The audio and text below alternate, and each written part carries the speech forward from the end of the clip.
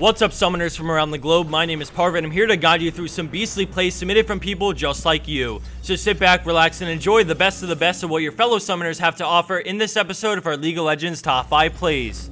We start things off at our number 5 play with Myukichen on Lee Sin, and at the start we see the enemy team right on his tails as Arcane shifts and gets a slow in Tristana, so he turns around, using his ultimate to help disengage as he gets stunned by Tark and then dodges the Mystic Shot on Wildcards, jumping out to his teammate. With Destiny up, he willingly separates from his team as TF takes the bait as he ports to cut off Lee Sin's ward jumbo with no wards. Lee Sin uses him to escape with the Sonic Wave into Resonating Strike over the wall as he gets stunned by Tark, and then Kale immediately ults him as he slows and swags out. Now I'm going to speed it up a bit as a lot of chaotic fighting goes on for a while, but in the end, blue team comes out on top with a huge advantage that they used to win the game shortly after. I normally don't like to fast forward this much of a play, but it's a bunch of fighting all over the place and nothing really happens until blue team Zed joins in on the fight. So enjoy the turnaround as blue team sweeps away this fight and the game.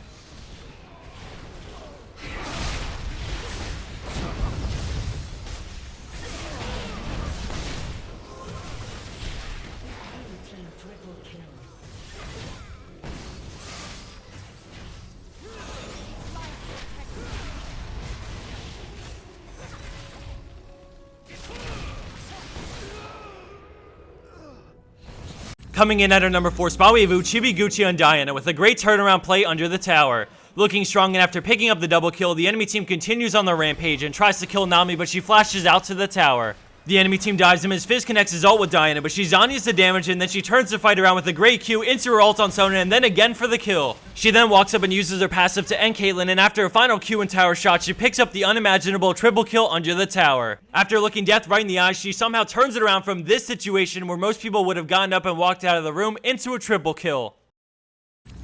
Scoring in at our number 3 play, we have Enraid on Rengar, and right off the bat we see he's in trouble as the enemy Lee Sin moves into position and lands his Q, but with a quick jump, he creates some distance between him and them as he enters the brush and jumps again, but this time to a minion. As he runs around, we notice the enemy and has to split up to cut him off, so he knows he has to turn around at some point. As he kites back, we see he has 2 stacks of Ferocity, and then he turns to use his Bullet Strike, getting 3 stacks, and then he W's for the 4th and quickly Qs a minion for full stacks into another W for the heal and bonus defensives. Utilizing his passive one final time, he jumps to a minion as the Nasus Slow runs its course, and he brings them to Udyr, who comes rushing in to block the Sonic Wave and save the day. Quick thinking combined with great use of his champion's built-in mechanics allow him to kite the 2 enemy players and stall them long enough for Udyr to show up, turning things around for the double kill.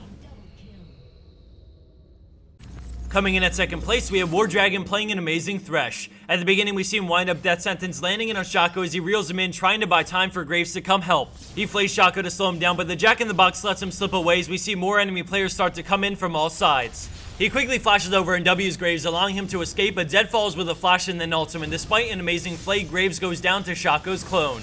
He then kites Zed back, and with the help of Jace, they bring him down, and then Thresh tries to save Jace from Vayne with a great Q to CC her as Jace runs away, but she cleanses it, so they try and burst her down, but Jace dies first, leaving Thresh in a 1v3. He gets on the Shaco first so that he doesn't have to deal with him deceiving around, and then he tries to make a break for it as he gets condemned further out of range, but Nautilus ults for it anyways. He makes it into the brush to break line of sight as he gets knocked up, and then he chooses to actually turn and fight with a Flay into an auto attack for the triple kill off of Vayne. Insanely low in health, he Qs Nautilus to CC him while he waits for his cooldowns. He gets pulled back and then Nautilus roots him, but he flays him away and then heads for the brush. With a friendly cannon coming in from River, he knows he has to hang in there as he waits patiently in the brush. All of a sudden, he shields himself and makes a break for Kennen. Using Flays, he gets rooted, and then he actually Qs Nautilus, making him unable to attack as Kennen chain CCs Nautilus with Slicing Maelstrom.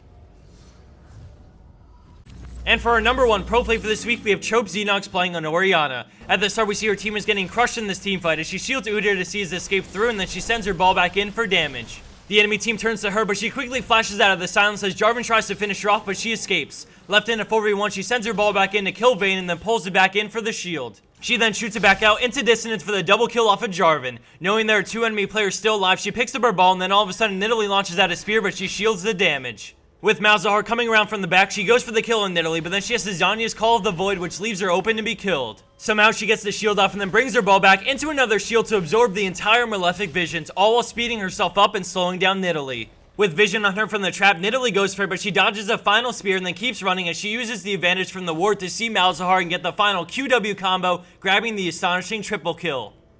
And for the bone scope of the week, we have iGonorrhea on Karthus with an epic cleanup on the enemy team. Just wanted to mention a couple of things before the video ends. First off, we're talking to iBUYPOWER about possibly making a Protatomonster Revolt PC. If you go to our Facebook page, we have a poll open where you can vote for your favorite design, and the one with the most votes will hopefully become a real PC, which we're extremely excited about, so please go check that out now at facebook.com/Protatomonster. On that note, iBUYPOWER is also doing a sweet sales event where you can take 10% off one of their new Revolt PCs, or if you buy a PC, you have a 1 in 10 chance to get it for free.